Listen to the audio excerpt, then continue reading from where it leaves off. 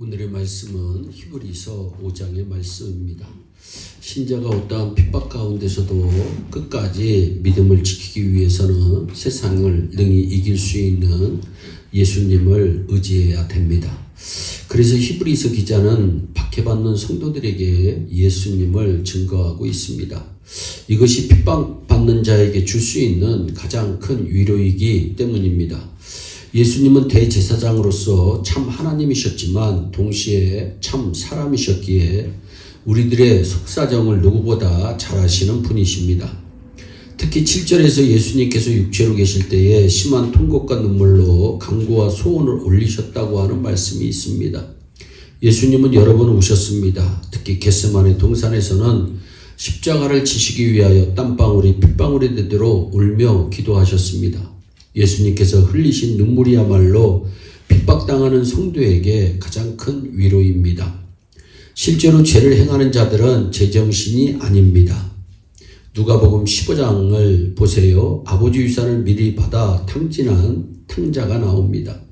세번역 성경에 보면 탕자가 아버지에게로 돌아올 때 그제서야 그는 제정신이 들어서 라고 말씀합니다. 죄 가운데 있는 사람들은 제정신이 아닌 사람들임을 알아야 합니다.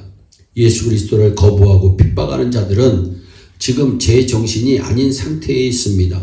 그들을 영적 병자로 보아야 합니다. 그들을 더 온유하게 대해야 합니다.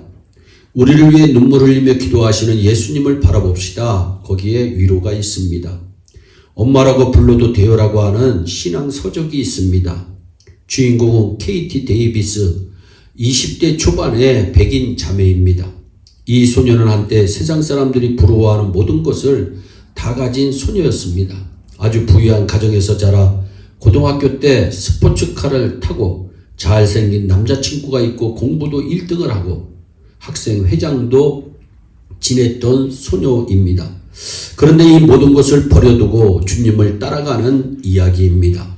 KT 데이비스는 고3 되는 여름방학 때 3주간 우간다 고아원에 자원봉사를 다녀오게 되었습니다. 가서 첫날 잠을 자고 아침에 눈을 뜨니 온통 새까만 얼굴들이 자기를 내려다보고 있었습니다. 자기가 눈을 뜬 것을 보고 일제히 웃는데 미소 짓는 입술 사이로 새하얗게 반짝이는 치아를 보는 순간 그 소녀의 마음이 빼앗겨 버립니다. 그리고 미국으로 돌아와 고등학교를 졸업하고 대학 입학 전 1년만 머물 작정으로 다시 우간다로 선교 여행을 떠납니다. 선교 여행 중 어느 날 5살 난 스코비아라고 스코비아라고 하는 아이가 어렵게 꺼낸 한마디 엄마라고 불러도 돼요 라는 말에 그녀의 삶이 완전히 바뀌고 말았습니다. 그녀는 이렇게 14명 아이의 친엄마가 되고 맙니다. 그저 이름만 입양한 것이 아니고 아이들의 진짜 엄마가 되고 그들의 진짜 가족으로 평생 우간다에서 살기로 젊은 여성이 결정합니다. 고국에 있는 사랑하는 남자친구가 보고 싶어서 가족이 그리워서 너무나 외로워서 울기도 했었고 생쥐가 무서워 벌벌 떨며 침대에서 내려오지 못하는 날도 있었습니다. 그뿐이 아니라 아이의 몸속에서 벌레가 심어놓은 알집을 파내기도 하고 기저귀를 갈아주다 보면 지렁이만한 기생충이 나오기도 합니다. 그러나 그 어떤 것도 예수님의 흘리는 눈물의 모습을 본 그녀를 말릴 수는 없었습니다. 우간다에서 도와야 할 아이들이 400명이나 되면서 모금을 하러 미국으로 잠시 나오게 되었습니다. 그런데 이상한 것이 미국에서의 삶이 낯선 것이었습니다. 집에 다시 돌아왔는데 심한 문화 충격에 시달립니다. 태어나서 자라고 18년간이나 고향이라 불렀던 그곳이 왜 이리 낯선가? 불과 1년 조금 넘게 지냈던 우간다가 오히려 진짜 고향처럼 느껴지는 이유는 무엇일까? 이유는 미국에서는 하나님을 바라보지 못한다는 것이었습니다. 미국에 와서 예수님을 잃어버렸다는 것입니다. 실제로 예수님이 내 곁을 떠나신 것이 아니지만 자꾸 예수님이 멀게 느껴집니다.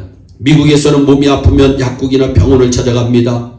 배가 고프면 식품점으로 달려갑니다. 급히 어딘가 가야 하면 차를 탑니다. 누군가의 조언이 필요하면 엄마에게 전화를 걸거나 친구에게 말을 겁니다. 기본 전환이 필요할 때는 남자친구를 찾아가면 남자친구가 나를 실컷 웃겨줍니다. 미국에서는 먼저 하나님께 달려가야 한다는 사실을 이 소녀는 자꾸만 까먹는 것입니다. 할 수 없이 억지로 기도 시간을 정해 놓아야 합니다. 우간다에서는 매 순간 하나님과 소통하며 지냈는데 말입니다. 우간다에서 눈을 뜰 때부터 잠들 때까지 항상 하나님이었습니다. 몸이 아파도 어디를 가려고 해도 무엇을 먹고 싶어도 위로가 필요해도 항상 하나님이었습니다. 물질적으로는 가난했지만 전적으로 하나님 의지하며 살았기에 영적으로는 그 어느 때보다도 풍요로웠던 것입니다. 그녀는 우간다에서 엄마로 통합니다. 우리 집의 천사들은 나를 엄마라 부른다. 기아와 질병 등으로 엄마를 잃은 400명의 마을 아이들도 나를 엄마라 부른다. 하도 많은 아이가 엄마라고 불러대니까 이제 집 근처에 사는 마을 어르신들까지 나를 엄마라고 부른다. 많은 아이의 엄마, 사람들은 그렇게 말한다. 나이 지극한 어르신도 가게 점원도 주차위원도 나를 엄마라고 부른다. 선생님도 마을병원 의사들도 나를 엄마라고 부른다. 차를 타고 지독히 울퉁불퉁한 흙길을 달릴 때도 엄마란 외침이 들려온다. 우리 딸들은 학교에 갔다가 우리로 돌아오면서 엄마라고 노래를 부르고 아침마다 내 귀에 대고 엄마라고 속삭인다. 좋은 일이 생겨도 엄마라고 외치고 슬픈 일이 생겨도 훌쩍거리며 엄마를 찾는다. 그리고 그 소리를 들을 때마다 기쁨으로 내 심장이 마구 뛴다. 우리가 하나님의 이름을 부를 때 하늘 아버지의 심정도 그러하리라. 이 아이들이 불쌍하다고 생각하지 않는다. 오히려 부럽다. 6살이라는 어린 나이에 성령 충만을 경험했으니 말이다. 나는 너무 복을 받았다. 이 아이들과 함께하는 삶 속에서 하나님은 그분의 마음과 말씀을 날마다 새롭게 나에게 보여주신다. 하나님의 왕이시고 나는 그분의 종임을 깨닫고 나자 모든 상황에서 내 전부를 내주어도 전혀 아깝지 않았다. 나는 하나님의 일을 하고 싶었다. 내 삶을 통해 하나님이 드러나고 매일같이 나의 삶이 변하기를 원했다. 중요한 건 세상의 스포트라이트가 아니다. 그저 하나님이 주신 사람들과 더불어 행복하게 살면서 내 역할에 충실하면 그만이다. 예수님은 마태복음 16장 24절에서 십자가 지는 자가 예수님의 제자가 될 수 있다고 말씀하셨습니다. 많은 성도들이 이 말씀을 부담스럽게 생각합니다. 그것은 예수님의 눈물 어린 눈을 바라보지 못하였기 때문입니다.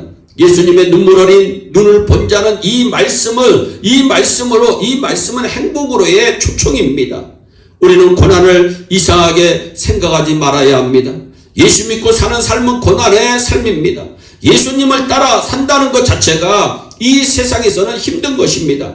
그러나 우리 주님은 힘들게만 살라고 우리에게 말씀하시지 않으셨습니다.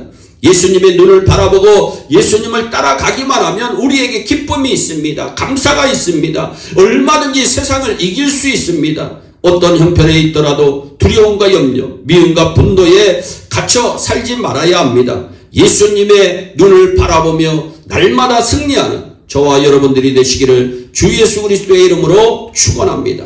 기도하겠습니다.